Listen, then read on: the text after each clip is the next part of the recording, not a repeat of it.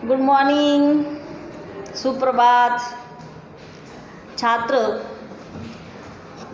आपका मेरी कक्षा में बड़े प्यार से तहे दिल से स्वागत है। कुछ छात्र कक्षा में दाखिल हो रहे हैं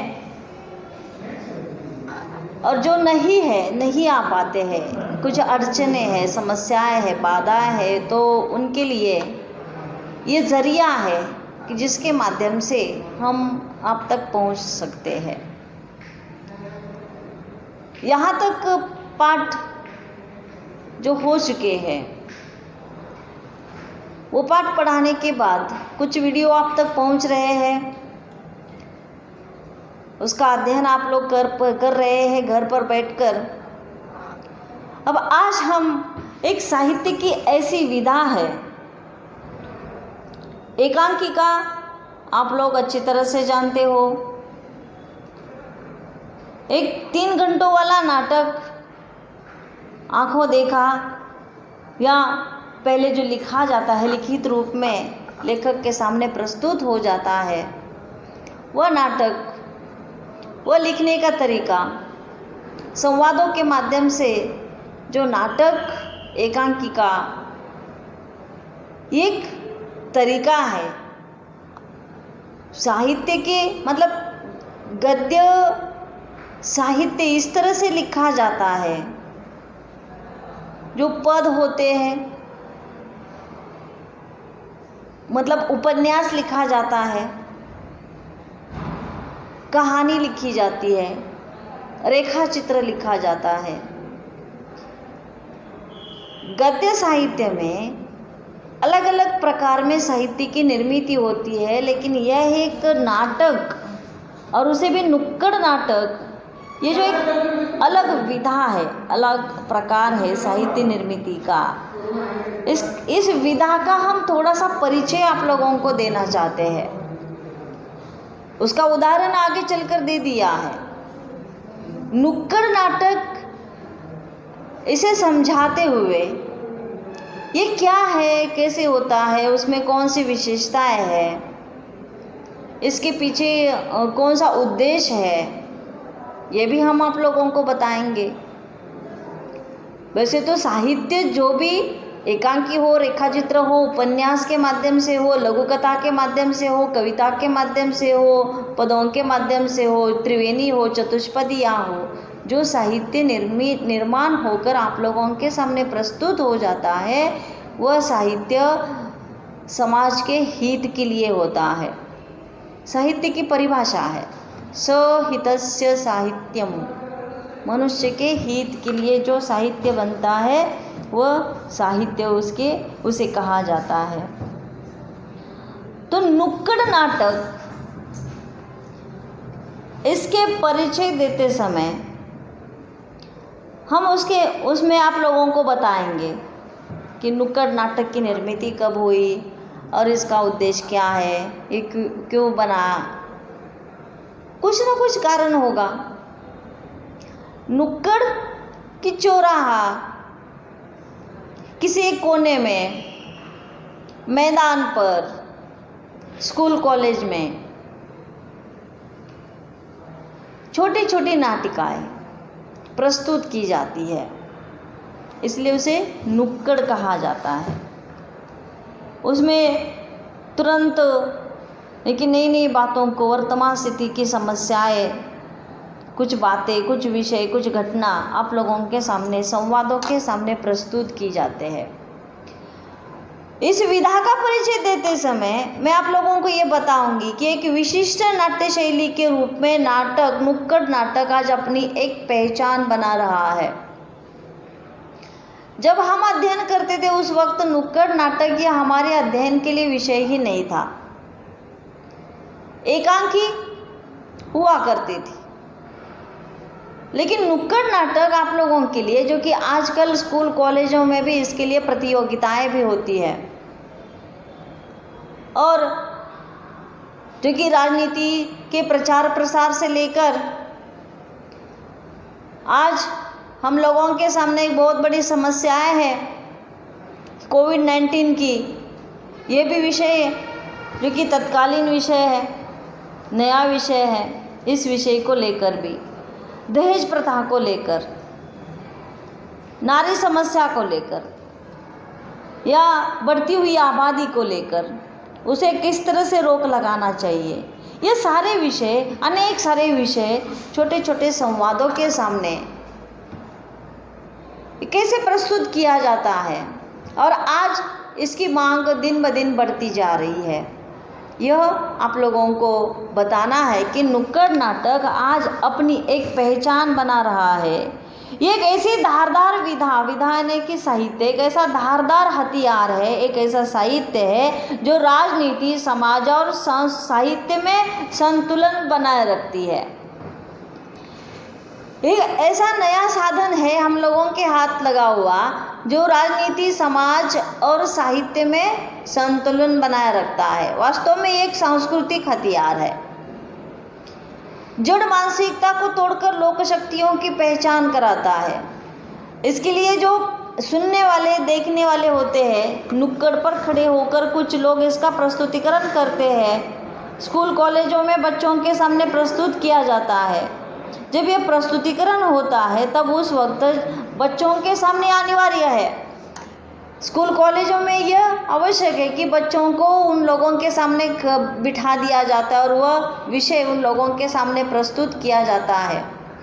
लेकिन जब समाज में, गाँव में, शहरों में किसी चौराहे पे, नुक्कड़ में खड़े होके जब यह सुनाया जाता है तब उस वक्त लोगों को यह ज़बरदस्ती नहीं की जाती है कि आप लोगों को यह सुनने की ज़रूरत है। लोग आते जाते, जिनको यह विषय अच्छा लगता है, वो जानकारी चाहते हैं, वो उस नाटक को शुरू से लेकर अंत तक, इसमें यह नाटक ज़्यादा बड़ा नहीं होता है।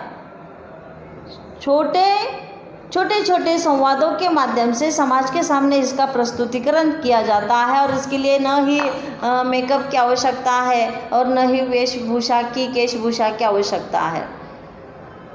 वो प्रस्तुत करते समय जो है जैसे है, लेकिन संवादों के माध्यम से समाज के सामने उसका प्रस्तुतिकरण होता है। जो प्रेक्षक वर्ग होता है उनको सुनने के लिए, जबकि कंपलसरी यानी कि अनिवार्य नहीं किया जाता है, आते जाते लोग सुनते जाते चले जाते हैं। तो जड़ मानसिकता को तोड़कर लोक शक्तियों की पहचान कराता है। सामान्य व्यक्ति की समस्याओं को जनसाधारण की भाषा में सहजता और सरलता के साथ लोगों तक पहुंचाना इसका मुख्य उद्देश्य है। सामान्य व्यक्ति की समस्याओं को जनसाधारण, यानी कि हर एक व्यक्ति की अपनी अपनी समस्या है। अगर मेरी बेटी का ब्याह करना है तो मेरे सामने, जबकि दहेज प्रथा यानी कि सामने वाले यानी कि वर पक्ष की तरफ से अगर दहेज की मांग की जा रही है तो वो मैं उनकी मांग पूरी नहीं कर पा रही हूँ, तो दहेज प्रथा यह जो कानूनन अपराध है, लेना और देना कानूनन अपराध है। लेकिन आज हम देखते हैं कि समाचार पत्र, टीवी के माध्यम से न जाने किसी बात को लेकर, दहेज से लेकर प्रताड़ित किया जाता है, परेशान किया जाता है। लेकिन फिर भी मेरी अपनी समस्या है, कोई भी समस्या है, उस समस्या को जनमानस यानी समाज तक पहुंचाने का काम बड़ी ही सहज और सरल रूप से इस नुक्कड़ नाटक का एक उद्देश्य होता है। नुक्कड़ से तात्पर्य है कि चौक या चौराहा। ये ज़रूर याद रखिएगा नुक्कड़ का अर्थ क्या है। किसी चौक में खड़े होके, किसी चौराहे पे खड़े होके जहाँ लोगों की लोग आते जाते हैं, आवाजाही बहुत है। इसका प्रस्तुतिकरण सड़क के किनारे, किसी चौक, किसी मैदान, बस्ती, हाउसिंग सोसाइटी के आंगन में कहीं भी हो सकता है।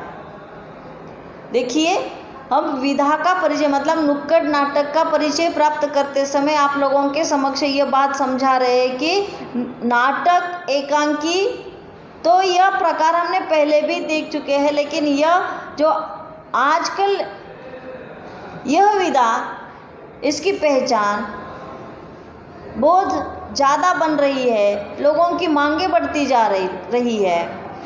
छोटे शब्दों में, थोड़े शब्दों में बड़ा विचार समाज के सामने प्रस्तुत किया जाता है। इसलिए नुक्कड़ नाटक का प्रस्तुतिकरण किसी चौराहे, किसी चौक में, किसी सड़क के किनारे, मैदान में, बस्ती, हाउसिंग सोसाइटी के आंगन में, कहीं भी हो सकता है। नुक्कड़ नाटक हमारे सामने एक आंदोलन के रूप में उभर कर आ चुका है। हम अपनी मन की बात कह सकते हैं। ये नाटक सामाजिक विसंगतियाँ, जो संगत और विसंगत, जो समाज के लिए हानिकारक है, विडंबना यानी कि जो अच्छा नहीं है, कुरीतियाँ है, कुपरंपरा है, रूढ़ियाँ, शोषण, सत्ता के स्वरूप, आम जनता के संघर्ष को सहजता से सीधे जनता तक पहुंचाने का काम यह नुक्कड़ नाटक के माध्यम से किया जाता है। इस प्रकार यह नाट्य रूप हमारे सामने जन संघर्ष तथा आंदोलनों का एक सबल हथियार बनकर हम लोगों के समक्ष प्रस्तुत हो चुका है। आज के जीवन की त्रासदी को झेलते हुए, त्रासदी यानी कि पीड़ा, आज ऐसा कोई व्यक्ति नहीं है कि जो पीड़ित नहीं है, दुखी नहीं है, समस्या से ग्रस्त नहीं है। अनेक सारे संघर्ष का सामना करते हुए उस व्यक्ति को अपना जीवन गुजारना पड़ता है। जो पीड़ा है, उन पीड़ाओं को झेलते हुए, संघर्ष के बीच से गुजरते हुए तथा वही से नया विषय चुनकर नुक्कड़ नाटक और उसका रूप तथा उसका कहानी, उसका कथन समाज के सामने आ जाता है, उसका जन्म हो जाता है। नुक्कड़ नाटक मूलतः 8वें दशक में बहुत ही लोकप्रिय हुआ। अंग्रेजी में इसे स्ट्रीट प्ले कहा जाता है। आमतौर पर इसको उसी रूप में प्रस्तुत किया जाता है जैसे सड़क पर मदारी अपना खेल दिखाने में, जैसे खेल दिखाते समय जैसे भीड़ जम जाती है, उसी तरह से जैसे बंदरों का खेल होता है। कुछ लोग मदारे ने कि वह अपने प्राणियों के सहारे, आज प्राणियों के सहारे पैसे कमाना ये एक कानूनन अपराध हो चुका है, इसलिए ऐसा कोई खेल नहीं होता है। नहीं तो पहले हम जबकि छोटे छोटे थे, स्कूल जाते समय हम देखते थे कि बहुत सी जगह पे रास्ते के किनारे गोल चक्र बनाकर कुछ लोग अपने बंदर बंदरियों के ज़रिए यह पैसा कमाने का काम किया करते थे। वो बंदर बंदरिया छलांग लगाते थे, कोई छोटी सी नाटिका पेश करते थे बच्चों के सहारे। न जाने कैसे कैसे लोग अपनी आमदनी इकट्ठा करते थे। आज वही बात आमतौर पर इसको उसी रूप में प्रस्तुत किया जाता है जैसे सड़क पर मदारी अपना खेल दिखाने के लिए भीड़ जुटाते हैं। नाट्य प्रस्तुति का यह रूप जनता के सीधे संवाद स्थापित करने में मदद करता है।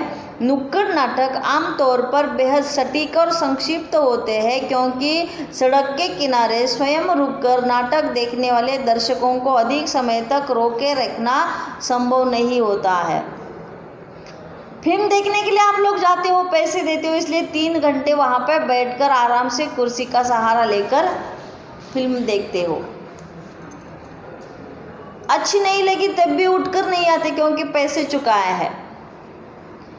कोई नाटक देखने के लिए जाते हैं, हंसी मजाक वाला हो, कोई गंभीर विषय वाला हो, कोई जानकारी देने वाला हो, संगीत नाटक हो, कभी कभी लोगों का जी उसमें नहीं लगता है, फिर भी लोग सोचते हैं कि अरे मैंने इसे पैसे चुकाए इसलिए पूरा 3 घंटा हमें यहाँ पे बिताना ही बिताना है, ये सोचते हैं। लेकिन नुक्कड़ नाटक को किसी को भी पैसे चुकाने नहीं पड़ते हैं। सिर्फ जो सामने दिखाई देता है, जो सुनाते हैं वे बच्चे हैं, लोग हैं जो अनेक विषयों को आप लोगों के सामने प्रस्तुत करते हैं, तो उन विषयों को सिर्फ सुनने की बात यहाँ पे आ जाती है।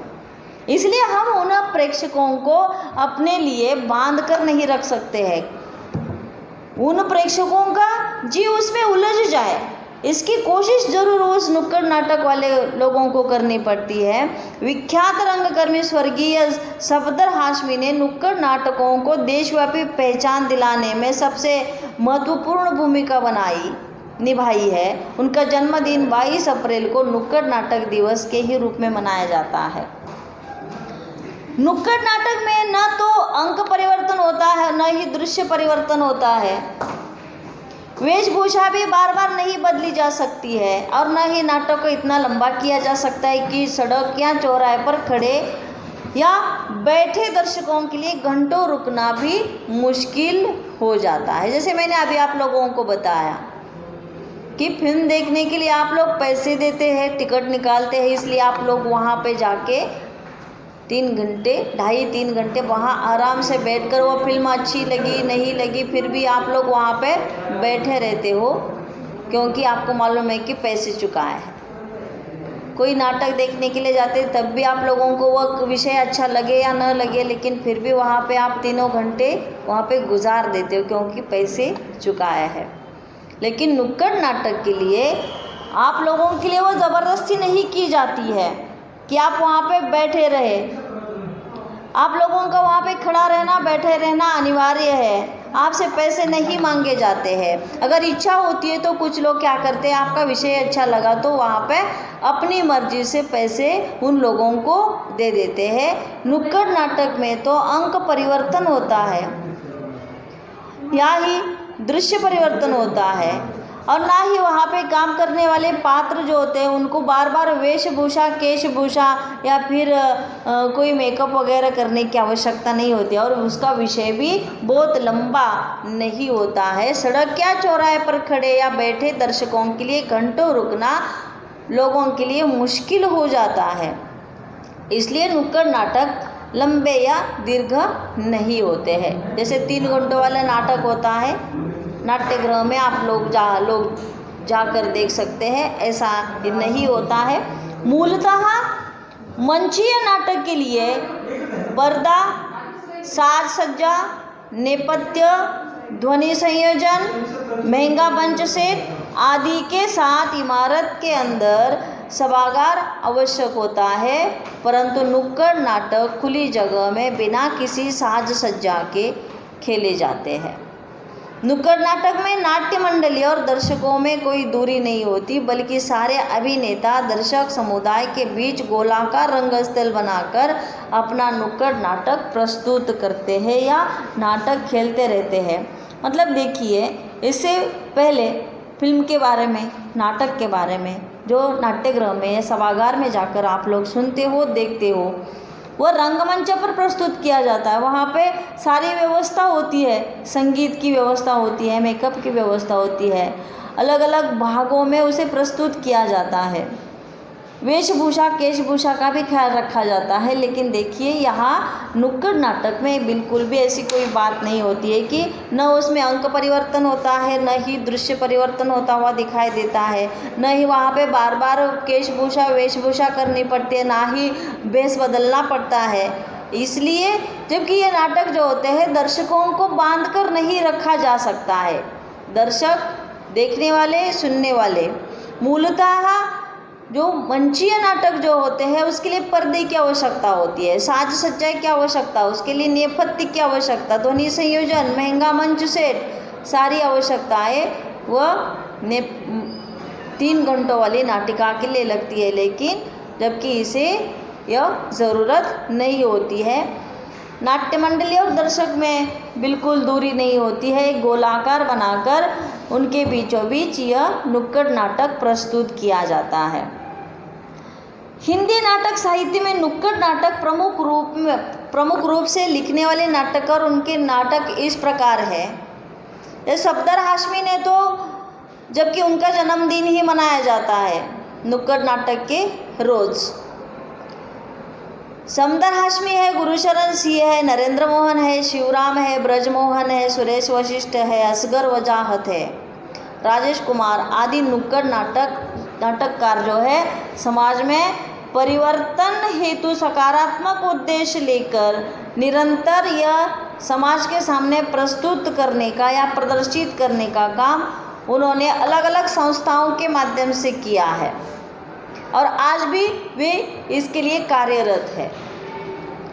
भारतीय जनजीवन के लिए जो 8वां दशक सामाजिक, राजनीतिक, आर्थिक तथा सांस्कृतिक दृष्टि से विभिन्न समस्याएं, इनसे वह भरा हुआ है।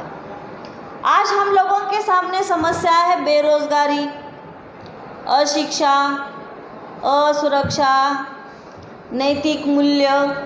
आज के लिए हम लोगों के सामने बाढ़ पीड़ित तथा कोविड-19, नैतिक मूल्यों का पतन, गलत रूढ़ियाँ, महंगाई, भ्रष्टाचार, मौलिक अधिकारों का हनन, किसान मजदूरों का शोषण आदि समस्याओं से बहुत ही अकराल और विकराल रूप ले लिया है, मतलब उन्होंने धारण कर लिया है।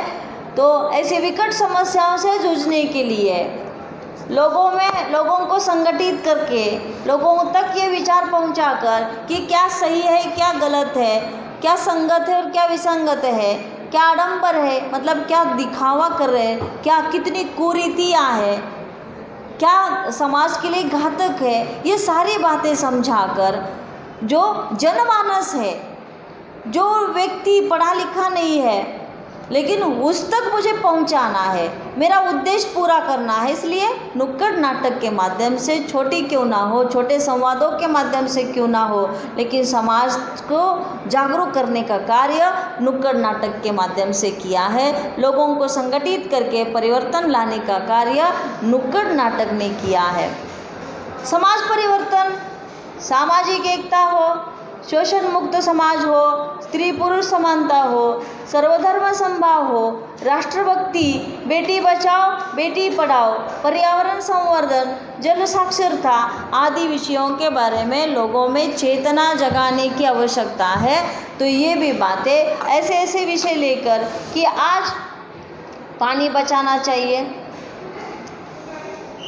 स्त्री भ्रूण हत्या को रोक देना चाहिए, स्त्री पुरुषों में समान भाव सिर्फ कहने के लिए है लेकिन वह समान भाव है क्या नहीं, या जाति धर्म भेदों को लेकर जो झगड़े होते रहते हैं उनका निपटारा कैसे करना चाहिए, ये छोटे छोटे विषयों को लेकर, या मनुष्य को अपने जिस राष्ट्र में रहते हैं तो उस राष्ट्र के प्रति हमारे मन में कितनी प्रेम या भक्ति की भावना है, या व्यसन मुक्ति के बारे में, ऐसे अनेक विषयों को समाज के सामने प्रस्तुत करते हुए कि व्यसन करने वाला व्यक्ति, उसके परिवार को कैसे, समाज में किस तरह से वो अपना जीवन बिताते हैं, परिवार में वह औरत जो घर चलाने वाली है वह किस तरह से अपना जीवन बिताती है, समाज में वो मुँह उठाए नहीं चल सकती है, या ऐसी सारी बातें, छोटी छोटी बातें समाज के सामने प्रस्तुत करते समय लोगों में सुधार लाना, संगठित करके लोगों के विचारों में परिवर्तन लाने का काम, यह महत्वपूर्ण भूमिका, लोगों में संवेदना या चेतना जागरूक करना नुक्कड़ नाटक की महत्वपूर्ण ऐसी भूमिका है और नुक्कड़ नाटक ने यह निभाई है। हमने बहुत बार ऐसे उदाहरण देखे हैं कि जो पानी बचाओ से लेकर, साक्षरता अभियान से लेकर, जो एड्स जनजागृति को लेकर, ऐसे अनेक सारे छोटी छोटी नाटिकाएं समाज के सामने प्रस्तुत करने के बाद लोगों में ज़रूर परिवर्तन होता हुआ हम लोगों ने देखा है। आज नुक्कड़ नाटकों के विषय व्यापक होने लगे हैं। इन विषयों में घर से लेकर मोहल्ले, गांव, शहर, महानगर के ज्वलंत प्रश्न तक आने लगे हैं। प्रशासन भी कई महत्वपूर्ण सामाजिक संदेशों के माध्यम से प्रसारण करने के लिए नुक्कड़ नाटकों की सहायता लेता है। जल की समस्या यानी कि पानी की समस्या यानी कि पानी बचाओ, रक्तदान को बढ़ावा देना, रक्तदान सर्वश्रेष्ठ दान है कि जब दुर्घटनाग्रस्त व्यक्ति को वक्त पर खून न मिलने के कारण उसकी मौत कैसे हो जाती है। आप लोगों को आगे चलकर उदाहरण दिए हैं कि पानी को बचाना चाहिए। फिर जबकि दुर्घटनाग्रस्त व्यक्ति को उसके रिश्तेदारों के पास से अगर खून उपलब्ध नहीं होता है, जितना आवश्यक है वो अगर नहीं मिलता है तो उस व्यक्ति की मौत हो जाती है। ऐसी सारी छोटी छोटी बातें, रक्तदान करने से कोई बीमारी नहीं होती है। कुछ लोगों के मन में वहम होता है कि रक्तदान नहीं करना चाहिए, करते हैं तो हमें एड्स हो जाता है वगैरह, जो कुछ ऐसी गलत फहमियाँ होती है, तो उन गलत फहमियों को निकाल देने की ज़रूरत है। सामाजिक सरोकार बनाए रखने वाले प्रेरणाप्रद विषयों पर नुक्कड़ नाटक जनहितार्थ प्रस्तुत किए जाते हैं। जन जन तक अपनी बात सहजता से पहुंचाना इसका मुख्य उद्देश्य है। समाज आजकल तो नए विषय आ ही चुके हैं, पहले से लेकर या 8वीं शताब्दी से लेकर समाज में इसका प्रस्तुतिकरण होता है, लेकिन आज लेखक ने या अध्यापक मंडल ने आप लोगों के सामने यह नाटिका प्रस्तुत देने की नुक्कड़ नाटक ये विधा आप लोगों के सामने प्रस्तुत करते समय आप लोगों को भी थोड़ी सी जानकारी दी है कि नुक्कड़ नाटकों के माध्यम से आप समाज का जागरण किस तरह से कर सकते हैं, समाज को एकता की भावना किस तरह से समझा सकते हैं, जाति धर्मनिरपेक्षता की भावना किस तरह से समझा सकते हैं। ये सारी बातें हर एक व्यक्ति को साक्षर होना चाहिए। तथा स्त्री भ्रूण हत्या के बारे में जो आज भी हम लोगों के दिल दिमाग में लड़की है तो वह सिर का दर्द है और लड़का है तो हमारे घर का दीपक है, ऐसी जो भावना है इस भावना को भी निकाल बाहर कर देना चाहिए। तो ये जो छोटे छोटे संवादों के सामने चौराहे पे खड़े होकर, चौक में खड़े होकर, सड़क के किनारे, मैदानों में छोटे बच्चों के लिए ये सब बातें समझाकर, आज तो सरकार को इन नाटकों की आवश्यकता है कि पानी बचाओ, साक्षरता अभियान से लेकर स्त्री भ्रूण हत्या को लेकर ऐसे अनेक सारे विषय उभर कर आए हैं कि जो बड़े बड़े समाचार पत्र नहीं कर सकते हैं, वह नुक्कड़ नाटक के माध्यम से जल्द ही असर मनुष्य के दिल दिमाग पर हम कर सकते हैं। और इसीलिए नुक्कड़ नाटक का मूल उद्देश्य भी यही है कि जन जन तक अपनी बात को सहजता से पहुंचा देना। व्यक्ति को जब भीतर किसी बात की चुभन अनुभव होती है तभी वो भीतर से बदलने को तैयार होता है।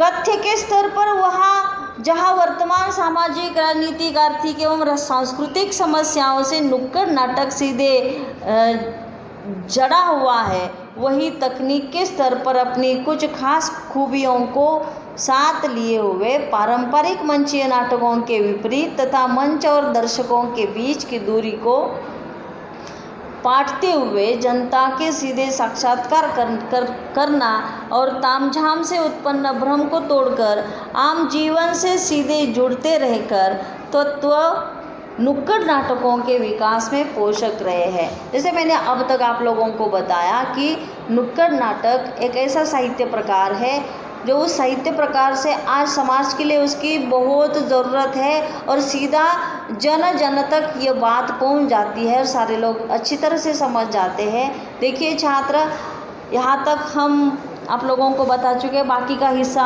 अगली तसिका में हम बताएंगे। आप घर पर बैठकर और अच्छी तरह से उसका अध्ययन कीजिए। पन्ना नंबर 66, 67 और उसके आगे चलकर छोटे छोटे नाटिकाएँ प्रस्तुत की है, वह भी मैं आप लोगों को समझाऊंगी। तो धन्यवाद।